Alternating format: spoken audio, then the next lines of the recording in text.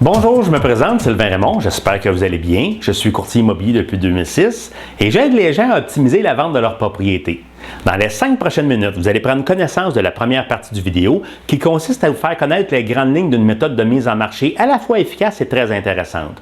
Mais tout d'abord, laissez-moi vous remercier de prendre ce moment pour écouter cet enregistrement. J'ai conçu cette vidéo avec cœur parce que je suis passionné par mon travail. Je l'ai fait en 2 parties pour vous faire découvrir sans pression et à tête reposée un aperçu d'une méthode simple et efficace dans la première et une portion plus stratégique dans la deuxième.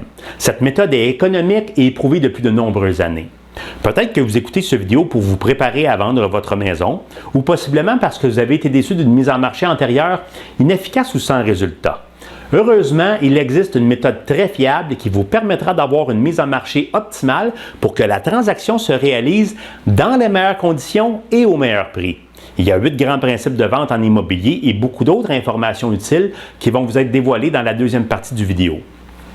Quoi qu'il en soit, je dois admettre qu'il n'existe aucune recette miracle qui peut garantir la vente de votre résidence au juste prix, mais seulement des principes qui ont fait leur preuve pour maximiser vos chances. Aujourd'hui, il y a des gens qui tentent de vendre par eux-mêmes et il y a les gens qui retiennent les services d'un courtier immobilier. En tenant compte de ces 2 possibilités, il faut bien peser le pour et le contre de chacune des 2 méthodes afin d'être certain de faire le meilleur choix. Malgré tout ce qu'on peut entendre, méfiez-vous de ceux qui veulent faire croire qu'une transaction immobilière doit forcément être accomplie par un courtier immobilier et à l'inverse, méfiez-vous également de ceux qui vous disent de ne pas faire affaire avec un courtier immobilier pour en avoir le maximum dans vos poches. Tenter de vendre par soi-même est une décision à considérer si on a une bonne connaissance dans le domaine et qu'on est prêt à en assumer les impacts et les risques. Mais si on examine ça logiquement, que vous payez une commission ou non, le plus important à considérer, c'est la sécurité de la transaction et le montant final qu'il va vous rester après la vente. J'imagine qu'on est d'accord là-dessus. Donc, sans plus attendre, je vais maintenant vous démontrer les avantages de la nouvelle génération de services en immobilier.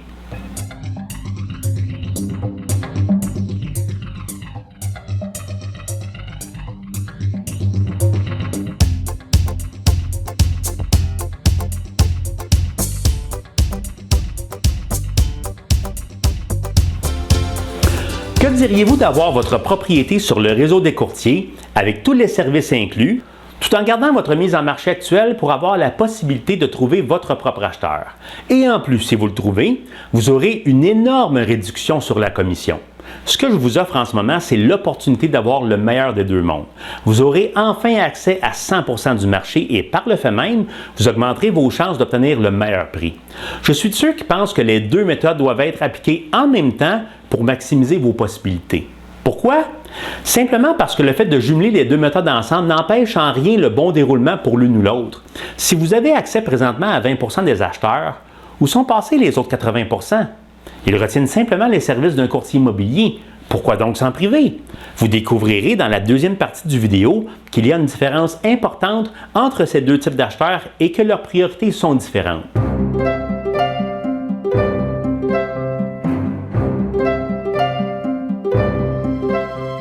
Parlons maintenant du montant de la commission si vous trouvez vous-même votre propre acheteur. Vous voyez maintenant apparaître la grille de tarifs à l'écran et selon le prix demandé, le montant indiqué à droite sera le montant de la commission si vous trouvez vous-même l'acheteur.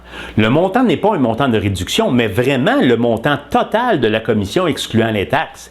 Tout ce que vous aurez à faire, c'est de négocier verbalement avec l'acheteur et de mon côté, je m'occuperai de remplir la promesse d'achat et tous les documents légaux afin de s'assurer que tout est conforme.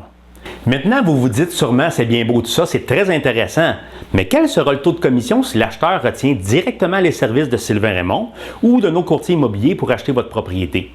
Eh bien, rassurez-vous, on va établir le taux de commission ensemble et je peux vous promettre une chose à l'avance, c'est que mes taux sont compétitifs et que vous serez très satisfait. Je vous en donne ma parole. Évidemment, vous n'aurez rien à payer avant l'acte de vente. Le paiement de la commission se fait toujours par l'entremise du notaire à même le produit de la vente. Il n'y a aucun frais caché. En considérant la situation d'un autre point de vue, vous êtes-vous déjà demandé quelles seraient les conséquences si vous ne parvenez pas à vendre votre propriété par vous-même? Est-ce que vous êtes prêt à prendre ce risque pour quelques centaines de dollars? Pensez-y bien. Est-ce qu'il y a des inconvénients? Non, parce que vous pouvez conserver votre mise en marché actuelle. Il n'y a que des avantages. Vous ne serez jamais dans l'obligation d'accepter une offre d'achat, même si le montant qui vous revient dans vos poches ne vous convient pas. Et s'il n'y a pas de transaction, vous ne payez rien. Vous avez enfin la possibilité de réaliser votre nouveau projet. Et maintenant, on est arrivé à la fin de la première partie du vidéo. Et je suppose que vous l'avez apprécié puisque vous êtes encore avec moi. Vous avez donc pris connaissance d'une partie spécifique de la mise en marché que j'ai à vous proposer. Je vous invite à regarder attentivement la deuxième partie. Il y a encore beaucoup de choses intéressantes pour vous. À tout de suite. Vous voulez profiter d'une commission à partir de seulement 2% ne payée que si vous vendez? Proprio Direct. À vendre par le proprio et son courtier. Vous aimeriez vendre votre maison vous-même et avec un courtier qui s'occupe de tout? Proprio Direct. À vendre par le proprio et son courtier. Vous voulez rejoindre 100% des acheteurs, même ceux qui préfèrent transiger direct avec le proprio? Proprio Direct. À vendre par le proprio et son courtier. Bonjour, je suis le notaire Jacques-René Baudouin et je pratique le droit depuis 1978. C'est sans aucune hésitation que je vous recommande les services de M. Sylvain Raymond pour tous vos besoins en immobilier.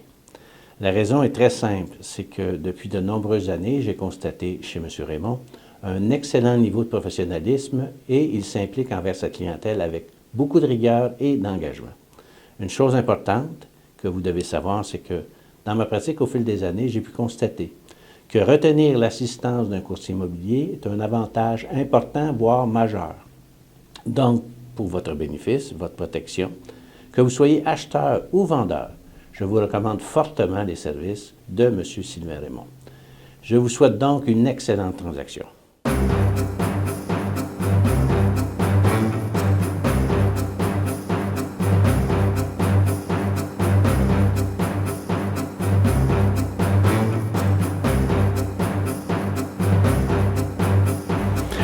Nous voici maintenant dans la deuxième partie du vidéo et je vous remercie d'être encore à l'écoute. Comme je le disais, cette partie est consacrée davantage au côté stratégique de la mise en marché.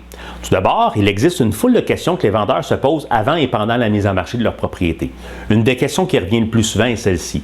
Est-ce que je veux obtenir le meilleur prix, une vente rapide ou un mélange des deux? Autrement dit, le meilleur rapport rapidité-prix. Bien sûr, dans l'absolu, on veut toujours avoir le maximum. Mais est-ce que c'est possible de vraiment connaître ce fameux prix? En réalité, tout dépend de vos besoins. Mais de façon générale, la plupart des vendeurs visent le meilleur rapport rapidité-prix. Et c'est d'ailleurs ma spécialité. Un vendeur qui teste le marché avec un prix beaucoup trop élevé va plutôt tester sa patience parce que les acheteurs d'aujourd'hui ne sont pas dupes. Donc, si votre but est de tester le marché en demandant un prix exagéré, je préfère vous le dire à l'avance. Les prochains conseils stratégiques ne sont pas pour vous, à moins que votre acheteur tombe en amour avec votre résidence et qu'il n'a pas besoin d'un créancier hypothécaire pour l'acheter. Vous savez, vous et moi, nous tous, en tant qu'acheteurs de produits et de services, nous avons tous énormément évolué dans les dernières années et on peut remarquer qu'il existe 5 règles qui englobent l'achat de produits ou de services. La première règle est que l'acheteur doit connaître la disponibilité du produit ou du service en question. Il doit donc connaître son existence. La deuxième condition est qu'il doit l'apprécier. Il doit l'aimer suffisamment pour se convaincre de l'acquérir. Le troisième critère est qu'il doit en avoir confiance. La confiance est à la base de toute transaction. La quatrième condition est que le prix doit être réaliste. Il doit toujours tenir compte de l'offre et de la demande. Un produit ou un service vaut toujours le prix qu'un acheteur est prêt à payer à un moment donné. La cinquième et dernière règle est simplement d'en ressentir ou d'avoir un besoin du produit ou du service en question. Que ce soit mes services, une voiture, une boîte de biscuits, peu importe, les mêmes règles s'appliquent. Où je veux en venir, c'est que les acheteurs de maisons recherchent un mode de vie. Il est donc important de vous mettre dans le même état d'esprit qu'eux. Les émotions jouent un grand rôle pour le rachat, surtout si c'est leur première résidence. Rappelez-vous ce que vous avez ressenti lors de votre première acquisition. Vendre une maison, c'est vendre aussi une émotion, du bonheur, de la confiance, une qualité de vie. Si par exemple le ratio moyen est de 1 acheteur pour 8 propriétés à vendre, pourquoi choisirait-il la vôtre plutôt qu'une autre? Donc connaissance, appréciation, confiance, prix réaliste et besoin sont les 5 éléments de base pour tout achat de produits ou services. Dans le fond, vendre, c'est simplement l'art de faire réaliser à un acheteur que si ces 5 règles sont remplies, alors il est dans son intérêt d'acquérir le produit ou le service en question.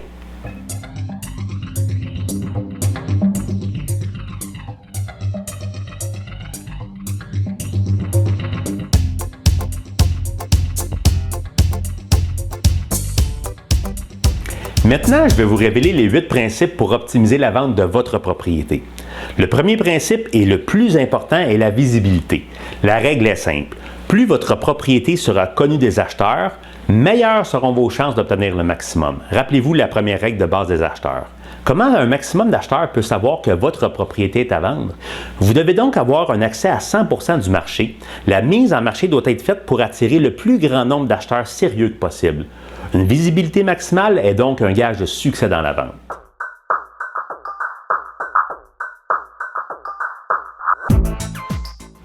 Le deuxième principe est d'avoir une bonne préparation avant les visites. Il n'y a qu'une seule première impression et elle doit être la bonne. Le coup d'œil est important parce que la plupart des gens se forment une opinion dans les premiers instants de la visite. Souvent, quelques secondes suffisent pour faire basculer la visite du côté positif comme du côté négatif. Parfois, les gens prennent leur décision avant même d'entrer dans la résidence. De façon générale, l'appréciation de la propriété est basée sur les émotions que les acheteurs ressentent au début et à la fin de la visite. Des études ont démontré que pour la plupart d'entre nous, pour la plupart des aspects, on retient surtout le début et la fin. Il est donc primordial d'avoir le meilleur impact à l'extérieur de la résidence, de commencer la visite par le sous-sol et, dans la mesure du possible, de terminer par la plus belle pièce de la maison. On peut déduire que le temps investi pour la préparation est toujours rentable. L'ordre et la propreté sont de rigueur.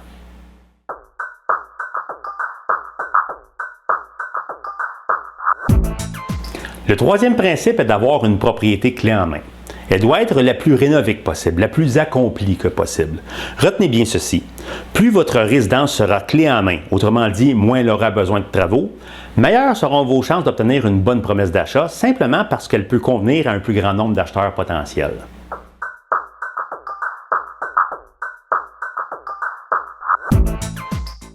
Le quatrième principe est de faire la mise en marché à un prix réaliste. Quelles sont les conséquences si une propriété est à vendre à un prix trop élevé? Vous savez, il peut se passer plusieurs choses. Par exemple, les acheteurs vont être indifférents ou rares. L'institution financière de l'acheteur refusera le prêt s'il y a une évaluation de leur part et qu'ils considèrent le prix trop élevé. Les premières semaines sont censées être les plus actives lors d'une mise en marché. Donc, afficher un prix trop élevé risque de faire perdre beaucoup de visites d'acheteurs sérieux et en plus, le simple fait d'avoir un prix trop élevé vient aider les autres propriétaires du secteur à vendre plus facilement. Une des erreurs les plus fréquentes que l'on rencontre, c'est que le vendeur accroche une émotion à son prix pour épater son entourage. Certaines personnes ont un réel plaisir à demander un prix trop élevé, simplement pour une question de prestige. Je sais que vous n'êtes pas comme ça, mais j'en parle quand même. Que vous le vouliez ou non, vos voisins qui vendent leur maison semblable à la vôtre sont vos compétiteurs. La meilleure façon de les aider à vendre leur maison, c'est d'annoncer la vôtre à un prix déraisonnable par rapport à sa valeur marchande. Soyez bien informés que de plus en plus de créanciers hypothécaires font évaluer les propriétés pour s'assurer que le prix négocié n'est pas trop excessif. Bien sûr, il y a toujours une marge, mais il ne faut pas en abuser. Il faut comprendre que souvent, les propriétaires vendeurs ont des émotions liées à leur résidence et que parfois la perception de la valeur peut être inexacte.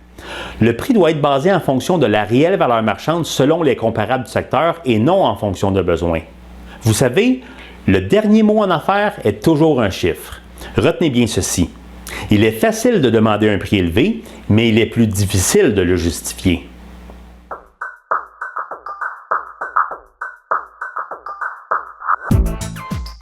Le cinquième principe est de bien connaître le marché et ses règles. On peut appeler ça la connaissance du marché. Mais comment s'y retrouver? Comment bien le connaître? Il faut se poser plusieurs questions. Quels sont les comparables vendus récemment?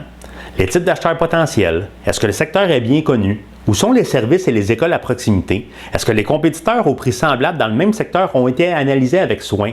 Est-ce que les avantages et les désavantages des compétiteurs sont connus? Savez-vous s'il y a des servitudes, des limitations de droit public ou des limitations de droit commun? Si oui, savez-vous les interpréter? Bref, avant de faire la mise en marché, il faut connaître tous ces aspects, car si des réponses à des questions restent douteuses, la confiance risquerait de ne pas s'établir.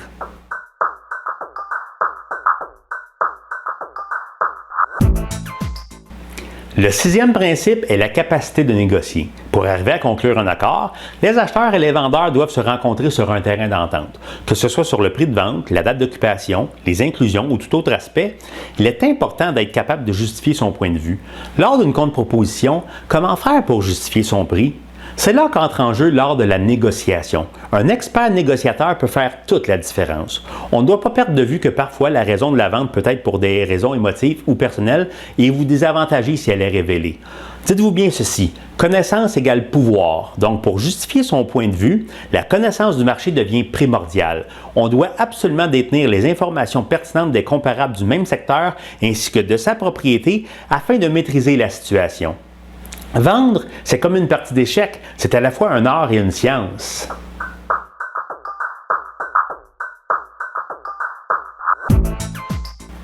Le 7e principe est d'avoir une bonne disponibilité pour les visites. Ce principe est simple et peut paraître moins important que les autres, mais au contraire, il est très important. Rien de mieux qu'un exemple pour bien comprendre. Imaginez-vous que vous recevez une demande de visite pour votre propriété et que pour une raison ou une autre, vous la rapportez de quelques jours. Les quelques jours passent et à la journée de la visite, vous apprenez que les acheteurs annulent parce qu'ils ont trouvé entre-temps une maison qui leur convienne et qu'ils ont déjà fait une promesse d'achat. Ça serait dommage, non? Ce genre de situation arrive bien plus souvent que l'on peut s'imaginer. C'est donc important de faire visiter les acheteurs dans les meilleurs délais pour éviter ce genre de situation. Il existe un dicton très connu qui résume parfaitement ceci. Il faut battre le fer lorsqu'il est chaud.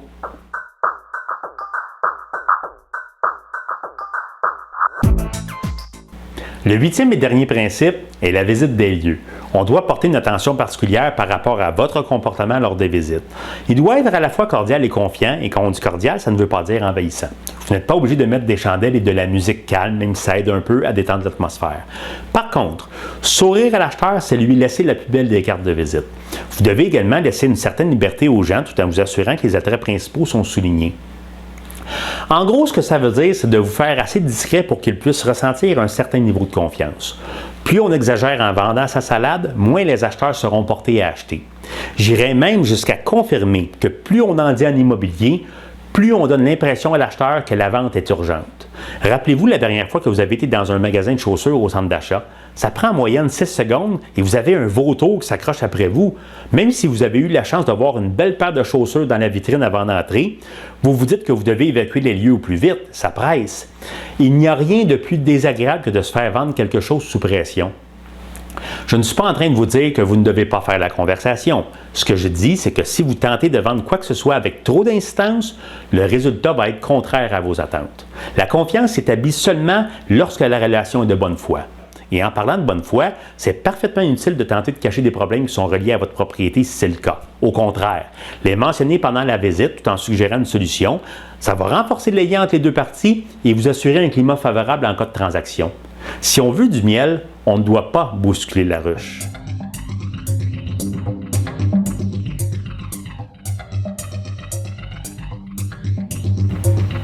Maintenant, nous allons voir les deux types d'acheteurs les plus fréquents et par le fait même, analyser comment un acheteur raisonne de son point de vue. De façon générale, les deux types d'acheteurs se résument comme suit. L'acheteur de type A est celui qui recherche du côté des particuliers. Il semble particulièrement connaissant dans le domaine de l'immobilier. Il est souvent du type négociateur et c'est un chercheur d'aubaine. Il tente de contrôler la situation lors des négociations parce qu'il se croit en mesure de justifier ses arguments. Il veut toujours payer moins cher parce qu'il fait affaire directement avec le propriétaire. Donc, le prix doit être ajusté en conséquence.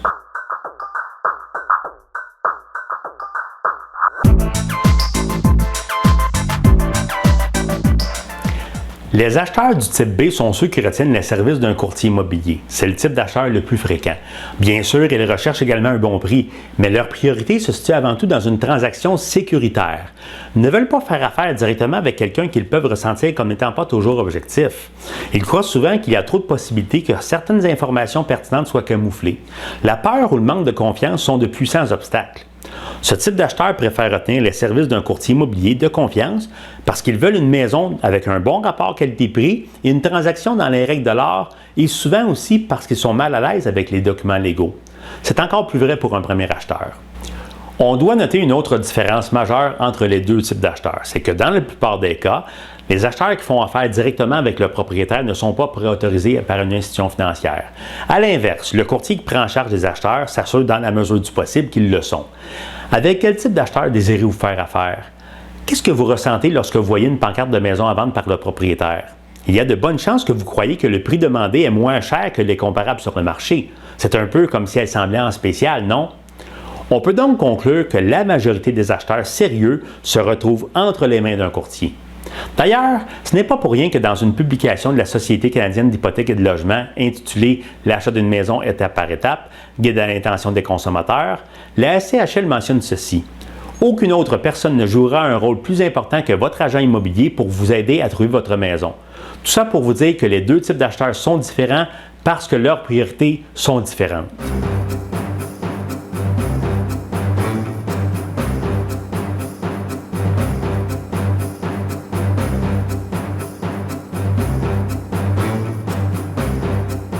Voyons maintenant quelques éléments à connaître qu'un courtier immobilier de confiance peut vous apporter. Possibilité de vendre plus rapidement, possibilité d'obtenir le maximum dû au plus grand nombre d'acheteurs sérieux, la plupart des acheteurs sont préautorisés, avoir une bonne connaissance du marché des comparables, recevoir des conseils judicieux et professionnels, déterminer un prix juste selon le marché, avoir un bon pouvoir de négociation grâce à la connaissance des propriétés vendues antérieurement, avoir accès au réseau des courtiers.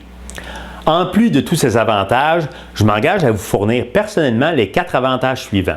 Premièrement, vous aurez un service impeccable basé sur le professionnalisme, la compétence, la disponibilité et la confiance. Il n'y a aucun compromis sur la qualité de mon travail, même si vous avez la possibilité de trouver votre acheteur avec un taux de commission minuscule. Deuxièmement, je m'engage formellement à répondre à tous mes appels dans les meilleurs délais. Troisièmement, vous aurez une mise en marché d'excellente qualité à l'aide de photos et vidéos en haute résolution, ainsi que de vous fournir les services de home staging sans frais en cas de besoin. Quatrièmement, comme je l'ai mentionné dans la première partie, vous aurez un taux de commission compétitif pour être réaliste avec le marché actuel.